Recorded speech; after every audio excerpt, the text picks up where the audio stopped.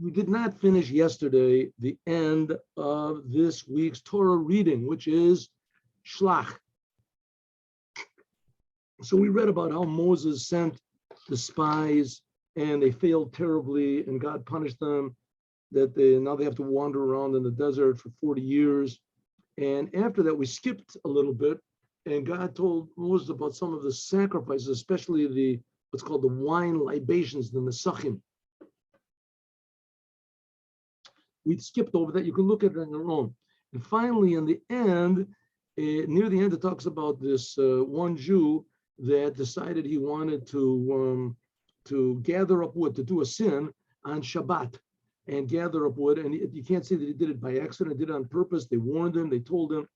And nevertheless, he continued doing it. He said, I know it's a sin, I'm doing it. Some say that he did this person that gathered up the wood. I mean, it's so necessary to gather up wood, but he did it in order to be an example for the Jewish people that they have to take the Shabbat seriously. That Shabbat is very, very important, and that our very lives depend on it, on the Shabbat. And that he was willing to show the reason a person gets punished for not keeping the Shabbat is not because of God's retribution or God, because a person, if he does not keep the Shabbat, he is endangering the Jewish people and the whole world. And because of that, he has to put a stop to it. So he did it in order to be an example of the severity of Shabbos. That's one opinion says. Okay, in any case, he did it and he got punished, and the punishment was death. God says, Vayadaber Hashem, which, by the way, the punishment for not keeping Shabbat, the punishment is stoning. But I want to remind everybody, first of all, the death penalty, it has not been in Judaism for over 2,000 years, 40 years before the Second Temple was destroyed. And even then, when it was in full effect, it was almost impossible to enforce it, to apply it. Because there were so many conditions that had to be present for a person to be actually sentenced to death. There had to be two witnesses, they had to warn him, and they had to warn him in the proper way, and he had to immediately say, I know and I don't care, and that's why I'm doing it. I'm doing the sin because I don't care what God says. And then immediately after he says that, he has to do it, the sin. And the witnesses have to be not the family, and they have to be proper witnesses. They're not gamblers. It's okay. Anyway, after that, we have the commandment of Tsitsit. Now, what is the commandment of Tsitsit? So, commandment of Tsitsit, the word Tsitsit means strands. Like also hairs, strands of hair are called Tsitsit, Roshi. Tsitsit. And this is basically a commandment which is given to the Jewish people that signifies something very, very important. And that is, there has to be a garment that has four corners, and the garment goes over the body, covers over the body or the top part of the body. There's a small, what's called the small talit. The talit is the garment, and the tzitzit are on the four corners of the garment. So it has to cover the body, and from that come these strands, these 32 strands. So it explains that this is, so to speak, an example of God in the Torah. God is everywhere, ubiquitous. It fills the spiritual, fills the physical, everything is equal. But from that come what's called the 32 paths of wisdom, the Torah. And the Torah, that's the lines that come down. So you look at these strings and you remember that the Torah comes from the same God that's creating the whole world.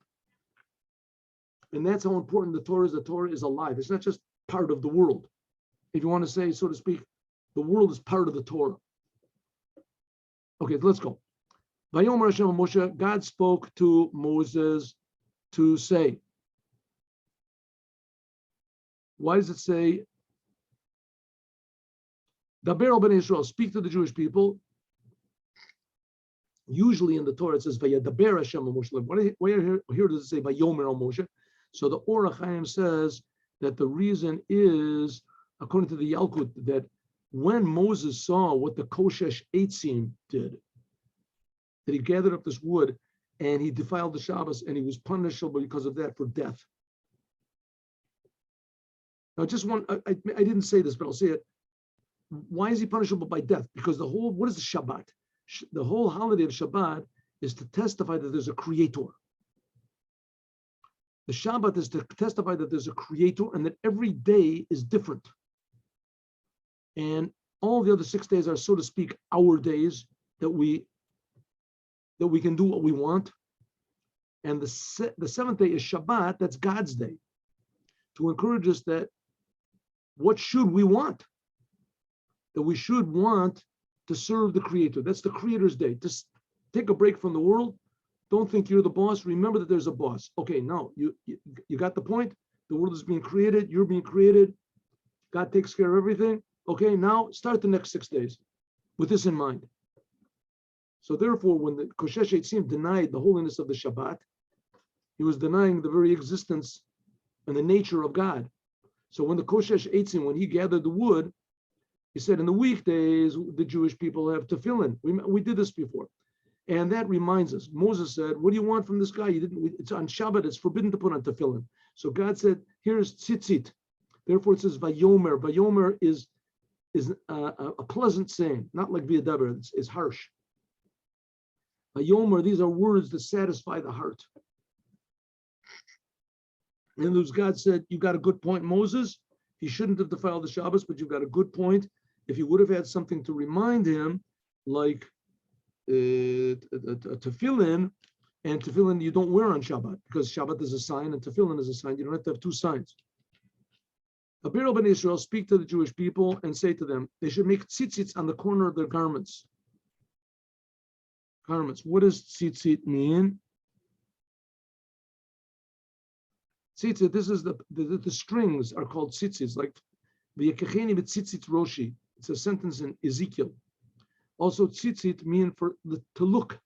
Mitzitz mean that you should look at them. Techelet, they should have on it, on the tzitzit, a kanaf petil techelet. There has to be one string which is blue. What is this blue? It's a tzeva yarok. It's a green color from some sort of a chalazon, from some sort of a mollusk or whatever it's called, a snail or something. Says the HaChaim, the reason it says ve asulechem tzitzis, and you should speak to them and make tzitzis. What is the and make tzitzis? Why was the HaChaim a kadosh of Chaim ben Atar? Why does it say? Because that the rabbis say that Vayomer, Omer Moshe, that God said, in the days of the week we have tefillin, just like I just told you. But what do we have on Shabbat? We're not supposed to put on tefillin. So therefore, when God said that they should put on tzitzit, so there's a mistake. You might think that, oh, this commandment of putting on tzitzit, this is in the place of tefillin.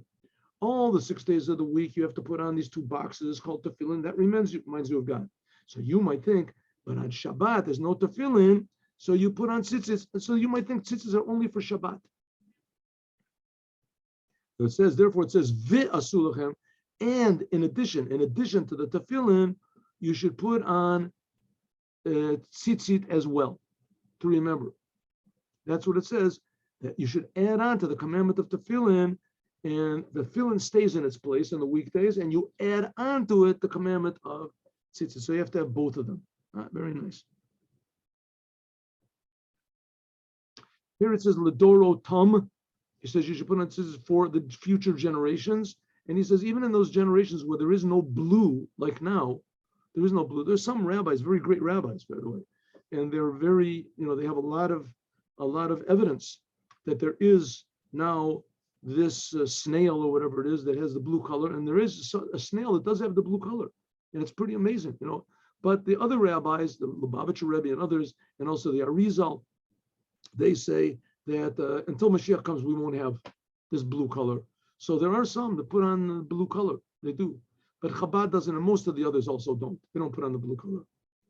And then the blue color as well. Okay, that's what it means. L'dorotam. Even in those generations, in other words, for all generations, you should put on tzitzit. In other words, even in those generations where there is no blue, you should also put on the tzitzit. Just white is good enough.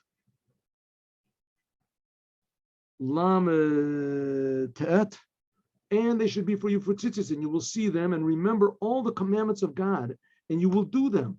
V'lo taturu, and you will not stray after your hearts and after your eyes. Now, this is relevant also to the beginning of this Torah portion, because it's talking about that Moses sent out spies, letur et oretz, in order to, to spy out the land. Here the word taturu means to spy out, but it also means to turn after. It's a commandment, a positive commandment, not to go after your eyes and your heart. It's one of the six constant commandments. You ever hear this? There's 6 constant commandments that have to be done in all time by all people, whether there's a holy temple, not a holy temple, all the time. And that is, what are the 6? Fear God, love God, believe in God, don't believe in anything else. Unify God means everything you see, everything you do, everything you feel, should you attach it to what God wants. And this one, don't go after your eyes and after your heart. That atem zoni machareim, that you stray after. A zona is also a prostitute. A word for zona is a prostitute. We're going to see that in our Haftorah, it's going to have rachav is also called a zona. Zoni machareim, that you sell yourselves out after them. Right? What is a prostitute?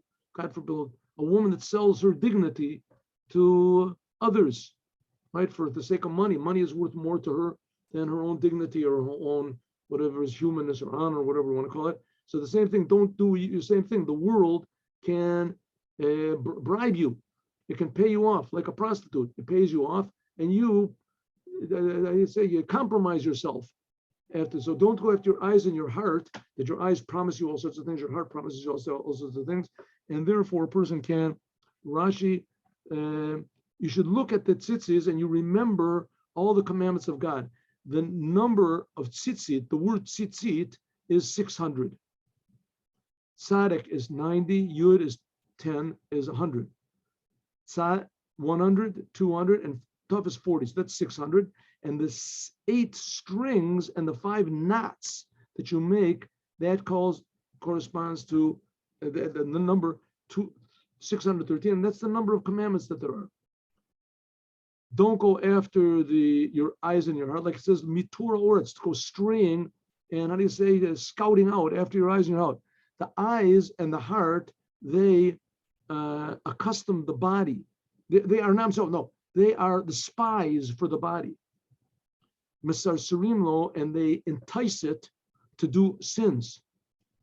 The eye sees, the heart desires, and the body does the sin. Here's an interesting Bala Turim.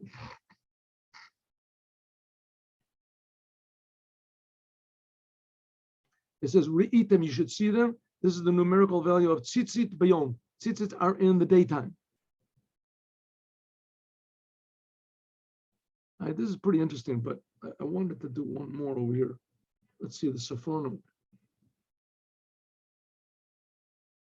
Where is this? Let's see. In order, you should remember, maybe we'll go back to this, we'll see. Here he says, this is what I wanted over here, the Tatsukini, no? No. This is pretty interesting, but let's just go here. The Sforno. The Sforno says, so that you should remember and do all of my commandments, and you will be holy to God. That you will be, your thoughts will be free from the foolishness of the world. And in this, you'll remember the greatness of God and his kindness. And then you'll come to do what God wants, my commandments. God is speaking. In this, you will do all the commandments because you'll have love of God and also fear of God. God is so awesome. And you will be holy to God. In this, you will be holy. L'chai olam, forever. Ka'asher when kiven hu ba'omru, he says, va'atem tiyu li mamlechas kohanim. That's what God meant when he said, right before he gave the Torah, you will be a holy nation to me, and a nation of priests and a holy nation, the Jewish people, by means of the Torah. I don't know, maybe we should do this here. It says, what do we have over here? Here, the Balaturim. It says there's 8. It says there's 5 knots and 8 strings, right? What do we say? There's 8 strings and 5 knots. That makes 13. That's the 613 commandments. This corresponds to the 8 limbs that bring a person to do sins. What are these 8 limbs or organs? 2 ears, 2 eyes. That's already 4. Your mouth, things you eat. Your nose, your hands. Oh no, so it's not. I'm sorry. These are the 8. 1 is the ears, 1 is the eyes, 1 is the mouth, 1 is the nose, 1 are your hands, 1 is your feet, 1 is the organ of procreation, 1 is the heart. That's 8. These are 8 organs which bring a person. If you refrain from going after them, letting them control you, then you will merit to go up higher than what's called the 7 heavens, to the 8th heaven. Like it says, Nefesh Adonai Tzrura v'Tzura Chayim. But if you transgress them, then you will be the 8 judgments in the 8 judgments. What is it? The tribulations of the grave. It says after a person dies, so his soul feels everything that happens to his body. Right? Not to talk about negative things, but that's that's the fact. And then there's also 7 levels of hell. Okay, let's talk about something more positive. In order you should remember all of my commandments, and you will be holy to God. I am God that took you out of Egypt to be for you for a God. I am God, your God. Rashi. I am God. What does it mean, I am God? I am faithful to give reward. Your God. I am faithful to punish. Reward for good things, punishment for bad things. I took you out of Egypt. I took you out of Egypt for this sake. That's in order that you should do this. Namely, that you should receive on yourself my laws. That's why I took you out of Egypt, so that you would do the Torah. I am your God also because the Jewish people shouldn't say, why did God say, no, a person might say like this. God said, you should do the commandment and you'll get a big reward. So you know what? I won't do the commandment.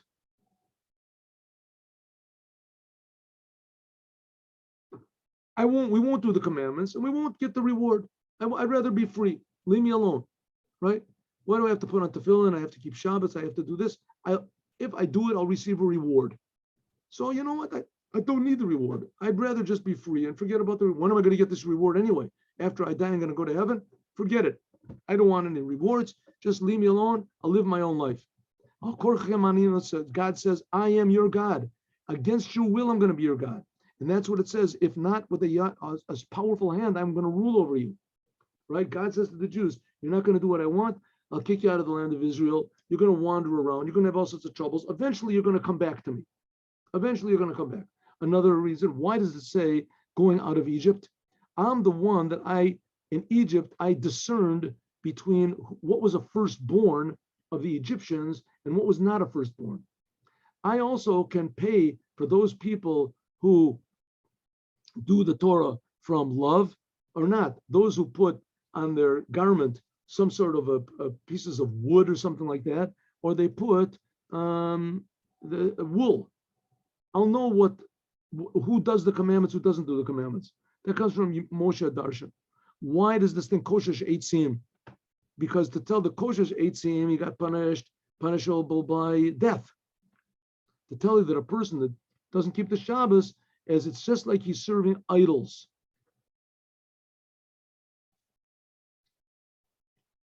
This is also, what is the serving idols? What is serving idols? This, don't go after your eyes and after your heart. One of the things that people's eyes and heart go after is idolatry. Jews like idolatry. So Jews get drawn after. So it says the same thing is also the Koshesh Eitzim. He didn't keep Shabbat. That's the same thing as not going after your eyes and after your heart to do idolatry. So it says in one part of this commandment of Tzitzis is there has to be a blue string. Blue. So the word techelet also means to destroy. This corresponds also that God destroyed all the firstborn. Tichle.